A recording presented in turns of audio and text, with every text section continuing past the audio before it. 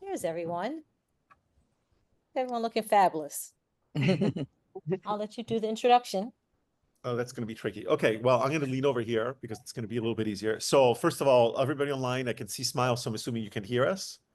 Yes, thank you for nodding. And then I'm not going to do anything. I'm just going to say I'm delighted to be joined by four amazing people, including, of course, Leslie. And as soon as I move out of the way, if you can please spotlight Leslie, and you don't have to show me because I have nothing to do with this panel. So Leslie, please go ahead and take it away. I'll let you introduce all these wonderful people, and I'm going to go ahead and be quiet, and we'll try to figure out how to make sure that you all can hear their voices in the room. Actually, if I can ask maybe, well, why don't you go ahead and start, and maybe we'll ask one of the panelists to speak up to see if everybody else can hear that as well. Jennifer, can you say something? Mike, Julie? Yes. Good afternoon. Hello? Yes. So we need to turn up Can the you hear volume on me? your computer. I'll see. I can hear everyone. Okay. Fabulous.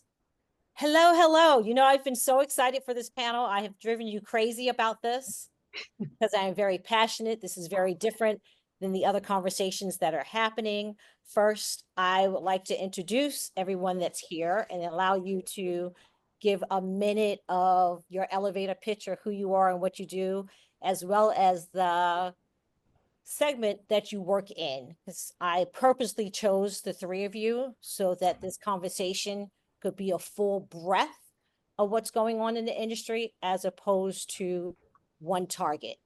So I'm going to start. Sorry, Mike, I'm starting with the ladies. Not sorry, but starting with the ladies, and then we'll come to you. So I'm going to start with Julie Williams. Julie is here from the Project 2043 Institute. Welcome. Thank you. It's so exciting to be here. I'm so happy we are doing this. So hi, everyone. My name's Julie Williams. As Leslie said, I'm the founder of the Project 2043 Institute. We are a DC area-based firm that supports organizations, mostly nonprofits. I'd say about 60% of our clients are nonprofits, in adopting and implementing practices that would help them create a more inclusive, equitable, diverse, and accessible workplace. For a little bit of background about me, I am an educator. I've spent about 20 years in education. I'm also an adjunct professor at American University here in DC, where I teach a course on race and racism. So I'm excited to talk about data, how we use it within our organization, what we have seen, and excited to hear the views of the other folks here on the panel. Thank you, Julie. Ms. Jennifer Payne, who is from TBWA Day. Welcome. Hello, good morning. Thank you for having me. Yes, Jennifer Payne. And for those who do not know, TBWA Day is an advertising agency that's based in both LA and New York. We're actually global. You might see TBWA Mal, TBWA Day New York. We are under the Omnicom holding company. A lot of people are familiar with Omnicom. And if you're from the LA area, you're familiar with just Day. But anyway, advertising. I had DEI here. I've been here for about 4 years. Prior to that, I spent about 15 years in human resources, education, healthcare, and a little bit of advertising back in the day. So now I'm here. Like I said, I've been here for 4 years, and I love the topic that we're discussing today because I have these types of conversations almost daily about the importance of data. It's hard for me to know strengths and needs for improvement and if I don't have the data to support it. So I'm glad to be here and glad to be having this discussion.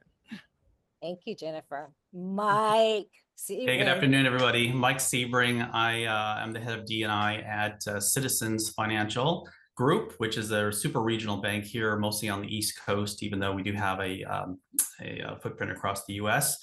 I've been in financial services for 28 years, mainly overseeing branch networks and doing wealth management.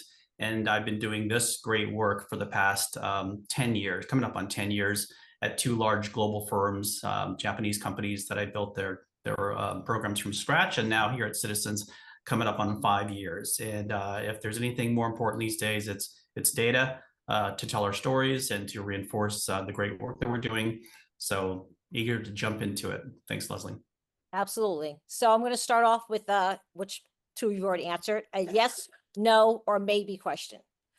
We know the world is upside down. We know DEI is, practitioners are on the chopping board, programs are being cut, practitioners are being let go, whether you're in corporate or you're not for profit, regardless, they're just getting rid of us faster than you get rid of old shoes. Okay. So would it help? Does it help at this point in time where we are in this industry for practitioners to be familiar with data and research? Yes, no, or maybe. Yes. Yes. Yes. Okay. So then if you need to be familiar with it, what you're being handed from your client, does it match with what you're finding? So they hand you this report that's been done, and we're going to push that and research. I'm not just going to be like, oh, it's happy, oh, it's great. Sorry, Paula, we always have this conversation. We're going to push it a little bit. We're doing the work every day. You've come in, whether you're in-house or you've been hired or you're doing this project, and you're handed this stack. I'm old school. You're handed the stack, you get the email, and all the data and research is there. Now you start going through it. Does it really match with the work that they've asked you to do? Jennifer, you and I had this conversation. I'm smiling. Can I say yes and no? Absolutely. Okay. Yes and no. You want me to elaborate? Please. I think there has been an underestimate of the need for DEI practitioners based on data. You know what I mean? Like, I can give an example. I ran data per department within my agency, and each and every department has its own strengths and needs for improvement. But there's one person to try to work with each and every department within the agency. I'm thankful for the data because I'm able to drill down to see the areas, like I said, the needs for improvement. But there's one person to do that job and to hopefully do it successfully. Um, so that's why I say yes and no. If you can imagine, I'm just in one location with over 200 employees. So I need to service all 200 employees on a daily basis.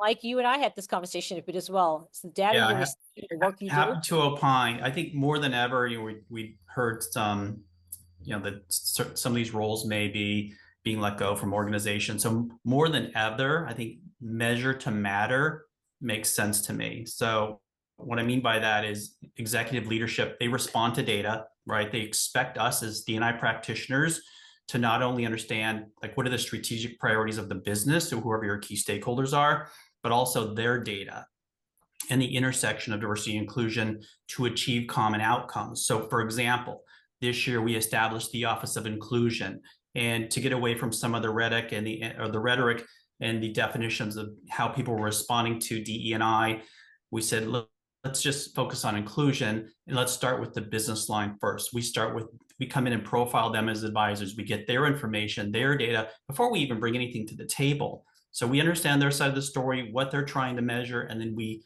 blend ours in to come up with some common gaps that we want to close together. And that's, it's been bumpy. I'm not going to lie, and we've had to upskill ourselves to get really smart on some of this stuff, but this wasn't always the case. Certainly when I was doing this business, 5-10 years ago, we would just measure turnover, hiring, mobility, but never really dig into it, not really validate some of the information, just, guesswork at what some of the root causes were. We don't have that luxury any longer. So I would say, if we get a stack, right, of data from one of our clients, generally it's not really useful. And I say that because it is generally incredibly general. right? It is very broad. It is not specific. And so because our firm focuses on professional learning and development, it's really important that we understand exactly what we're trying to solve for, that we understand, when we think about inclusion, what do we mean exactly? Where are the challenges? Where are the gaps? What skills do people need to develop so that they can become more inclusive? And so because of that, I find that the data we often receive from our clients is directional, but it's not specific enough for us to take action on. And so for us, we generally will work with clients, and part of our work is to actually offer a survey that we can survey the entire staff to really understand where people are on various metrics, so that we can customize our services to actually help them move forward and develop those skills that are necessary. Well, that's part of it, right? So if you have the data and you have the research, how quickly is it being updated for the industry? And I'm going to say that only because I call it alphabet soup. Mhm. And like you said, we're going to throw a B in there. Let's throw an A in there. And none of it's being actually executed properly or being impactful or sustainable with these extra letters. So with the extra letters, how many of you, because I have never been asked, and maybe I shouldn't say this out loud, but I've never been hired and been asked to show data. My work of impact has been why I know, Jen. She said, what, really? My work of impact has been why I've been hired. And of course, I have the data, have the research to back me up if asked, but I've never been called and say, show me what you got. And then we're have that. So with this alphabet soup, and if you're going to start renaming departments, so we don't have to say DEI, are you receiving research? Are you receiving data that goes to belonging, that goes to accessibility, and how you can make it impactful and sustainable? Or is that not even part of the conversation at this point? I'll jump in. I have a pretty good example of how you quantify inclusion and quantify impact. Last year, we decided to, as part of our goal setting process for all employees, to send out, hey, we strongly encourage you to sign up for the diversity and inclusion or inclusion goal as part of your performance goals you pick for the year. So folks that had a blank slate, that didn't have anything pushed out to them, those are the ones we wanted to engage. And we saw a really nice uptick last year. We did the same thing this year. So goal setting goes out. We put out a nice message. I put out a good example of what the goal looked like for a manager and also for an individual contributor, not just join a employee resource group. That's low-hanging fruit, right? But really something that's meaty. And we saw a 29% increase year over year. And even in our mid-year check-ins this year, we saw another couple percentage bumps. So people are leaning into this. They had an idea of what I should pick and what I should do as a manager, an individual contributor. And it just recently, we saw another spike in our engagement scores of how people are experiencing inclusion within the organization. Like third year running, our highest scores of our employee survey are top of the charts of like the 70 odd questions.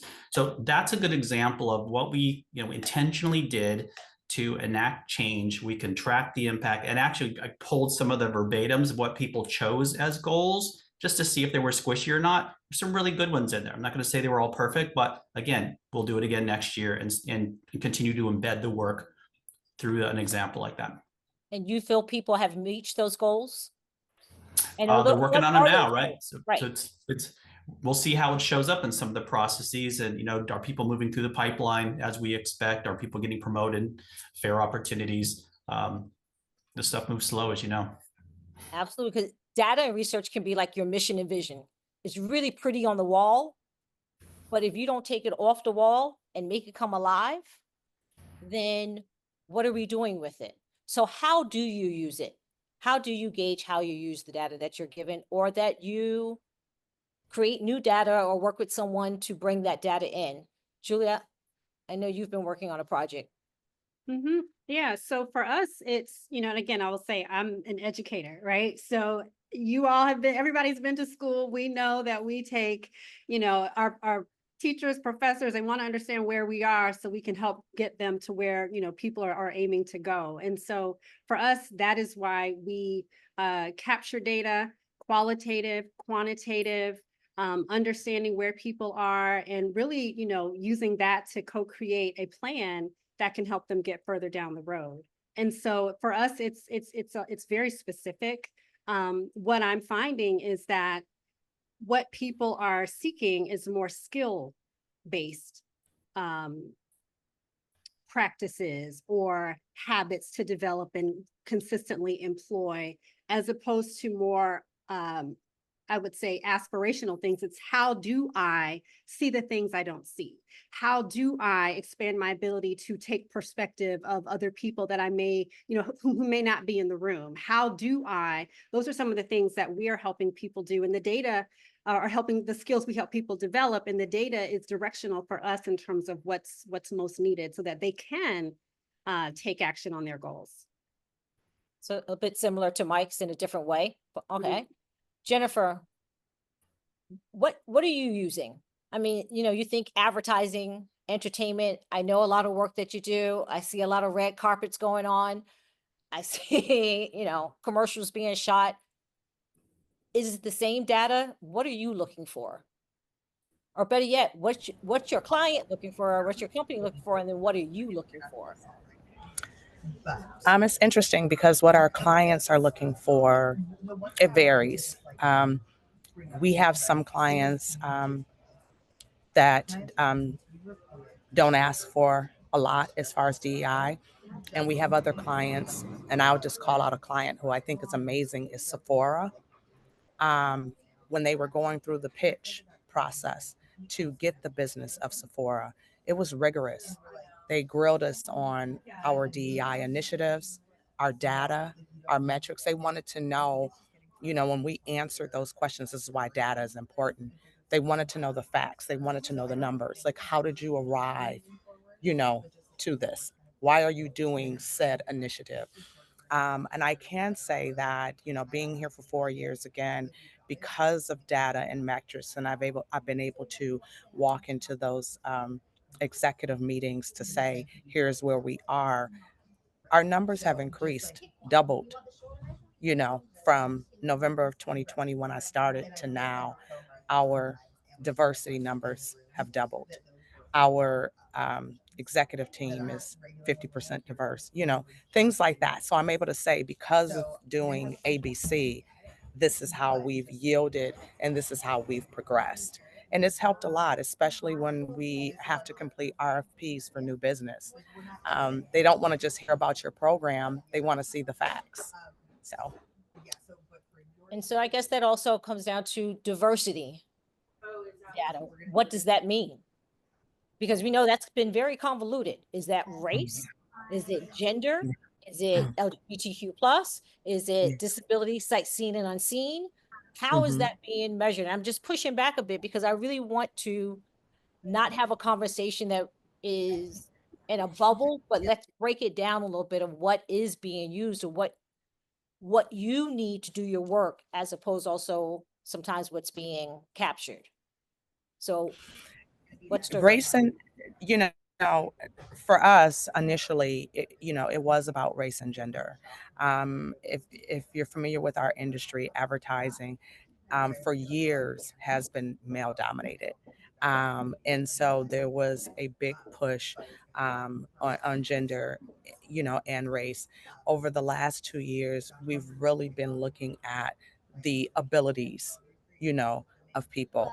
I have to admit, there's been some slow progress in looking at that, because when you look at people with disabilities, if you have those unseen disabilities, they're easily to be dismissed. They're easily to be looked over and forgotten, right? And so it's really been on the last couple of years just looking at data and people that have come forward and been comfortable to talk about their needs, that I'm like, wow, we've missed the mark here a little bit. You know what I mean? Like, I need to reassess this. So I have to say that primarily it's been gender and race, and we're really just deep diving into the abilities, and I'll admit too, like, we've struggled a bit in the beginning with LGBTQ, but that was more of people not wanting to come forward. So it was up to myself and, others to create a space of inclusivity so people felt comfortable in coming forward, so that we do have that data and we know, you know, a percentage of our talent base here that needs that attention in that area. So yeah, I hope Mike, that makes sense. no, absolutely. Mike, I'm curious, because you are the corporate out of all of us here. What does that diversity mean? What are you all actually measuring? Yep. Actually, this year, one of our priorities was to broaden the aperture of how we look at diversity and inclusion, right? We've always kind of on the fringes done an okay job at veterans and LGBTQ and people with disabilities. But if you're leaving white men out of the conversation in particular, they hold such a vital role, particularly in advancing women of color into leadership roles. So being really explicit about how do we bring them into the conversation to make sure, what are those engagement opportunities, allyship opportunities, and so forth. And, this year in particular, we again try to block out the rhetoric, open up the conversation to everybody, and just lean into the word inclusion as deeply as possible as we can. And when I look at the data now, it's not just, as I mentioned, hiring, turnover, progressions. Like, what are the multiple sources of truth that we can triangulate around and really take some of the findings to uncover those root causes? And I'll give you a good example. As I mentioned, we have our annual engagement survey. So we get those favorability findings, and some groups may be less favorable. Some racial groups or gender groups may be less favorable than others. So why is that, right? Well, the I want survey to doesn't stop tell us. because I want to be clear. When you say Yeah. favorable, what does that mean? In what sense? So that we're So clear. let's say on a scale of 1 to 5, 1 being low, 5 being high, do you feel Citizens is doing a great job with inclusion and diversity, or my manager is engaged in inclusion efforts? So those are just like typical questions, but from the whole spectrum, from stress to you name it, innovation and so forth.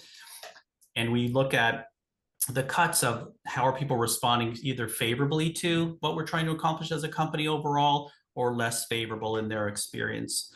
So we take that, because that doesn't give us the why behind it. There is some narrative, but if you take that, you take exit surveys, focus groups, the typical standard fare of measuring, speaking to HR business partners, people in talent acquisition, that really brings the story together. And I think if you're not taking the time to do that, then you'd have people that, quite frankly, bring their feelings into it, and facts are not feelings, right? So you've got to push back on some of these unvalidated opinions and rhetoric to get through the facts, use the research, historical and predictable as best you can. There's a great book, if you haven't heard about it, called Measuring Inclusion, that can give you some tips.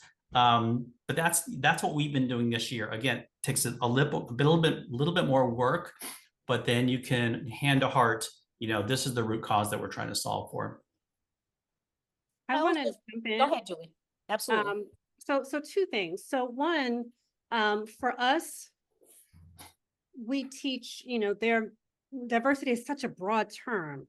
And so when we say diversity, we specify what we're talking about, right? We'll say racial diversity. We'll say diversity in language. We'll say diversity in ability, because I think the default for so many people, when you say DEI or you say diversity, they automatically go to race, right? Secondary to that is gender, not gender identity, but gender. And so it makes it very narrow, what we found. And so we try to be really specific when we talk about what type of diversity we're looking for, we want to create, we want to include, because I think that just helps, it just helps, people be more specific so that we're all saying the same thing. And the other thing, Mike, you just mentioned feelings and facts, and you just made me have a flashback to an experience I had several years ago when I worked at a nonprofit, and we would receive data, from the Annie E. Casey Foundation, from various organizations. And it was always amazing to me that people, myself and others included, would have lived experience that we would share with decision makers within the organization that would be ignored. And yet when the data came out from Annie E. Casey or some of these other organizations, it was held as a revelation. It was a deep, profound insight. And so I always have this kind of mixed feeling about data because information can come in so many ways, right? Not everyone has a chance to take a survey or answer the specific question that the survey didn't ask. And so I always, want to make sure that as we think about data, we're keeping in mind people, conversations can be data. It doesn't necessarily have to be, in a survey or quantum, in Qualtrics or something like that. So I just wanted to highlight that because I think sometimes we can miss key insights just because of the way it's delivered. And who's writing the questions? Yeah. Where are the questions coming from? Is there a mixed group of the magical people that do the data surveys that are sitting at the table? So you can ask someone's identity. Are you asking beyond that? What I saw, my thing is always, what's the why behind the why? And I think sometimes it's pushed like, keep it at 50 questions. My team won't do any more than 25. Then that's what you're getting is those 25 answers. Mm-hmm. And so that's where I think it becomes our responsibility as practitioners to go beyond the data that's also handed to us, to have those conversations and blend it in order to build a program. I hate the word program. Everything is not a program. To build a culture, which you don't hear anyone saying that they are measuring culture. Well, I like what Julie was saying about lived experience, because if you're storytelling, right, and you need to be a good storyteller with data anyway, and it's interesting, when you bring that lived experience together and people instantly connect to you or they connect to your story, that builds trust, that builds empathy. Those are the things that, in my mind, build culture, right? It's like kindness, empathy, trust. If we can get, half of the folks in the room doing that to their team, I mean, that's a huge step forward. Absolutely, but culture is much bigger than that. That's the niceness of it. Exactly. That is the equity. If you have, it is the equity, and then being clear what equity means, right? It is inclusion, but understanding what inclusion means. And so sometimes that's where that vocabulary has to happen within an organization, so that we're clear on the expectations of what we're expecting from data. Because when you speak to the CEO, they may be looking at the bottom line. That's all they care about, right? Not all, a lot. You're looking at someone from DEI, you're trying to expand the culture.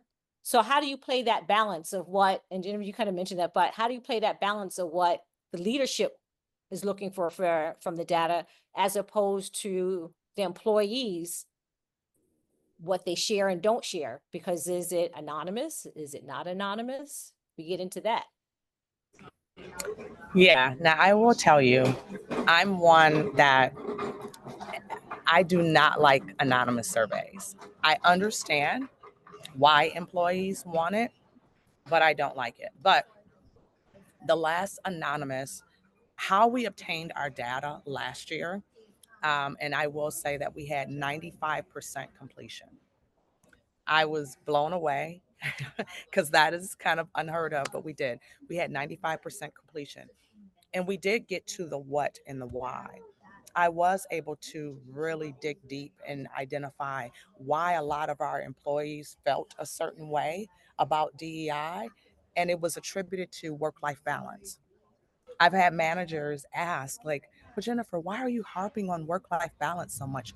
What does that have to do with DEI? So I won't go into all the conversation of that, but it did afford me the why, because we did have a 95% completion, and it enabled me to go back to saying, why our sentiment is this way is because of work-life balance. It's because employees feel like their voices aren't heard, and I was able to identify that by department, and then being able to take that same data into the exec team and show them. It was very eye-opening.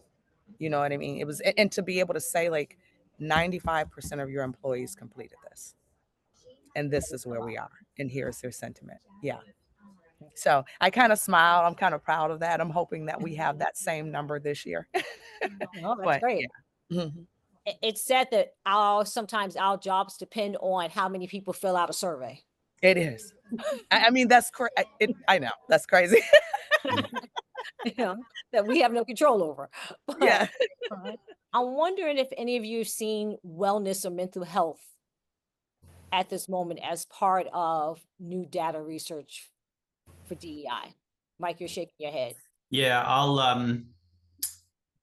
I mean, hey, financial services is stressful, and there's a lot being asked. We're going through a ton of change. We've incorporated some other, we bought some other banks and brought some other teams, and so we have a blending of cultures. And I think stress levels just really spiked last year, and then we saw another spike this summer, which was alarming.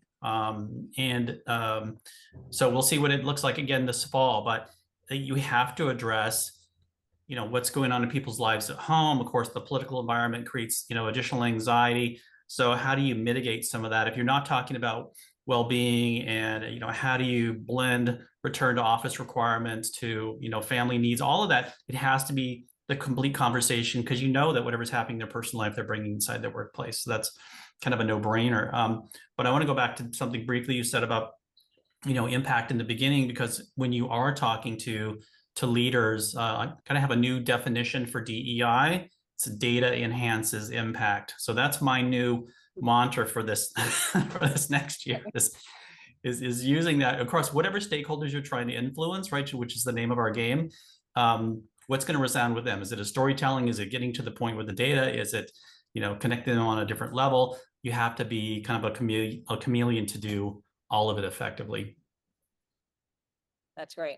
I wanted to go back to what Jennifer said about the data, because I think that's great as well to be able to say that, but not get caught up what's on a paper, but being able to have people data, and I think we disregard that.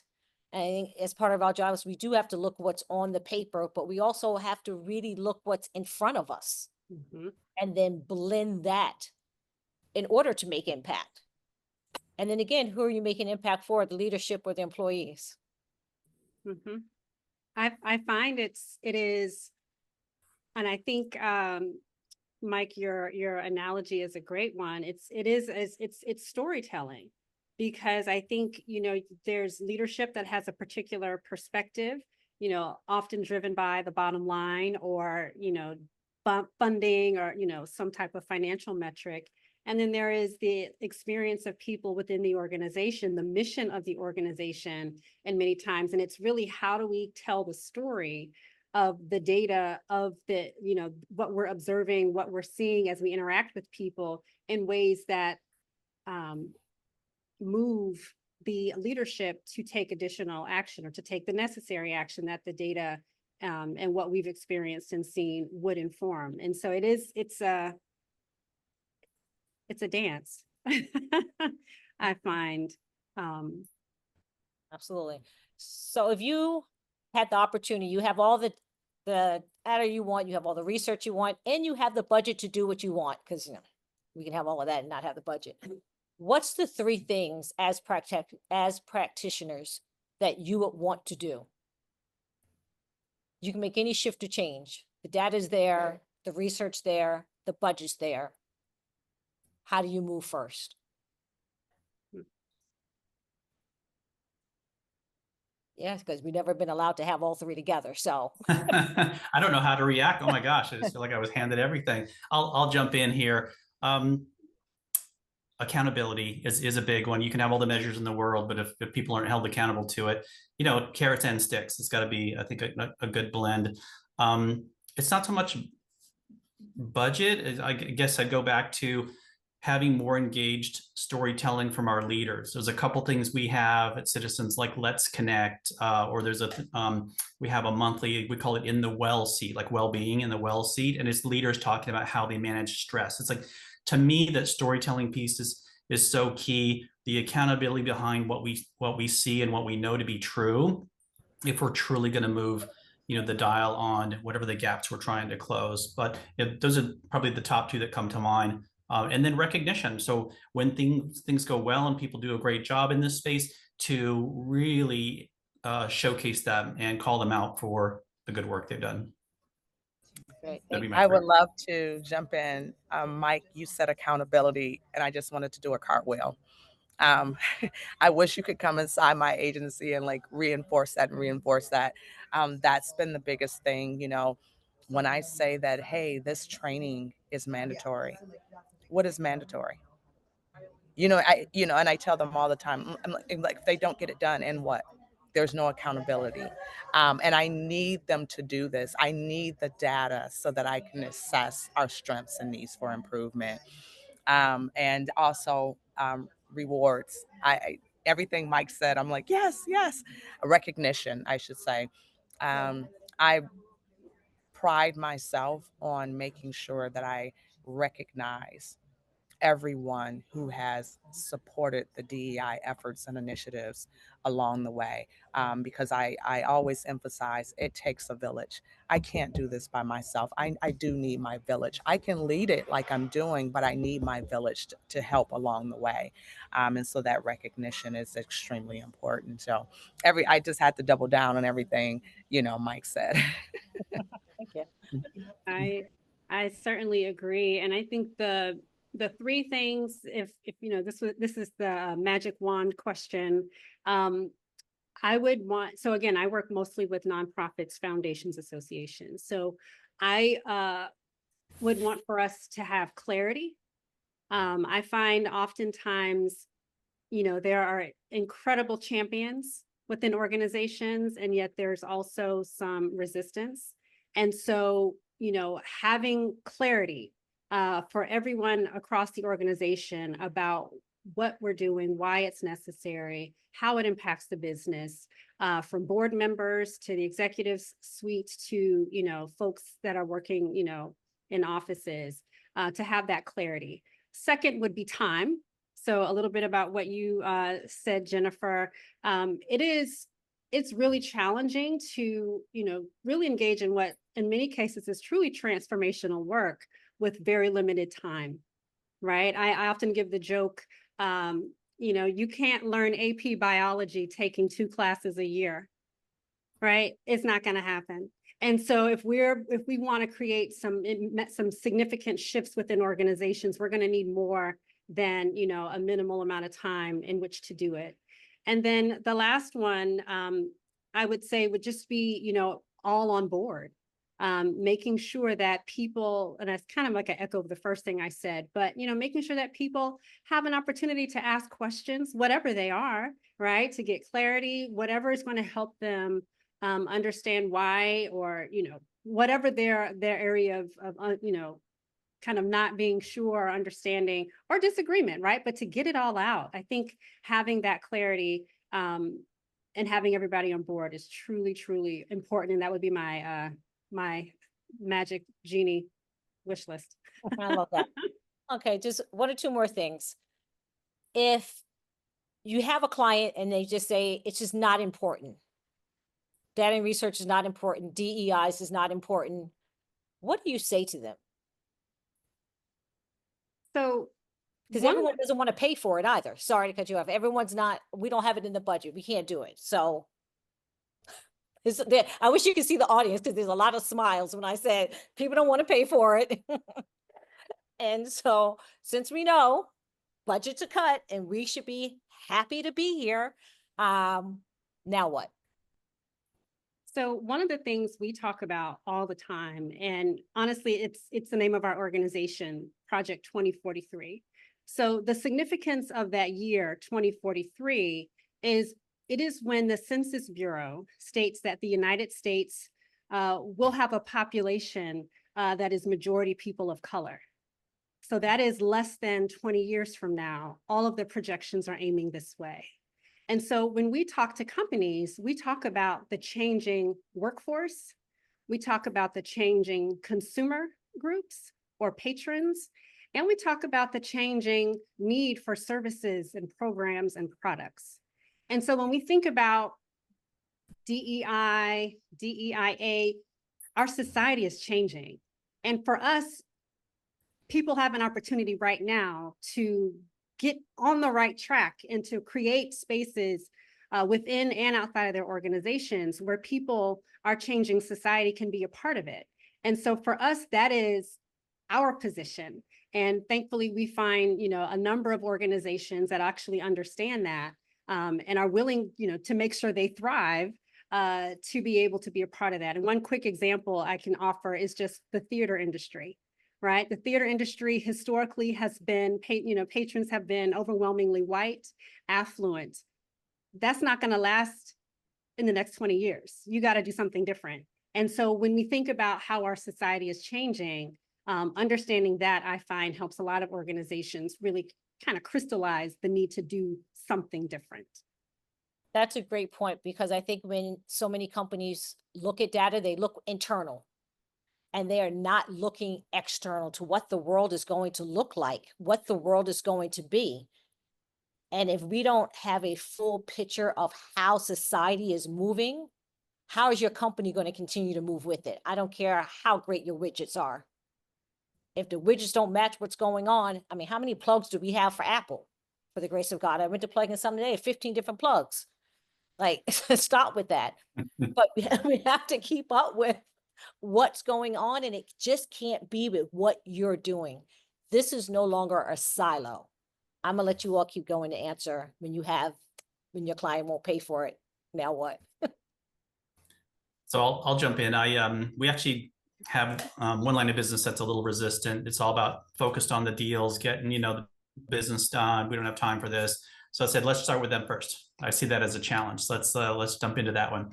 And again, by learning like what their pain points are, what they're trying to achieve, we uncovered that like all the brand new interns that they bring on board, they spend all this money to onboard them and educate them into this line of business, 50% of turnover, right? So it's like, once you find out some of these things that they're trying to solve for, engagement, turnover, high performer turnover, you can't tell me that that's not going to cause you heartburn if you lose these people while you're trying to drive revenue. Let me help you retain them, and or grow them. So that's how I go about, again, coming from the business, I can speak the language a little better in some cases, but between myself and my team, that's what we go for. It's not always a home run, but even if you get a little bit done, or you have to work underneath that person with the folks that actually do the work, I'll take it as a win.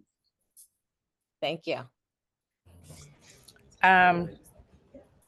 Again, I'm gonna drive this as much as I can.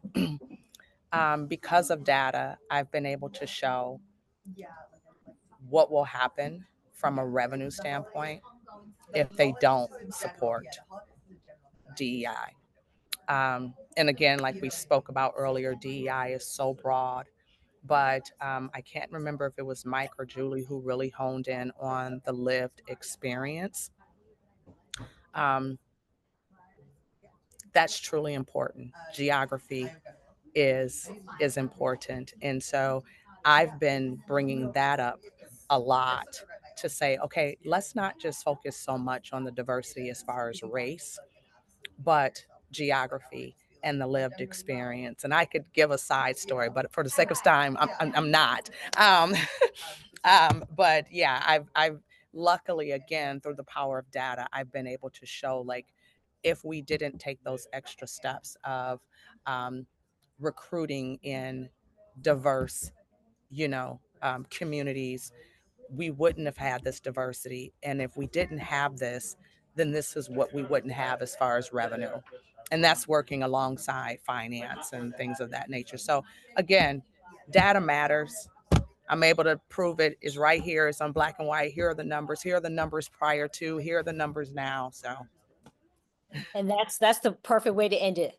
Data matters, research matters, how you use it matters, what it consists of matters. It's our job to push, turn it, twist it, and then develop it so we can have people be accountable and it can be sustainable. Jennifer, Julie, and Mike, thank you. This will not be our last conversation, whether it's on DIRC or a podcast or whatever. I appreciate all three of you. Thank you. It's 1:40. Turning it over. Love it. Okay. Thanks, everyone.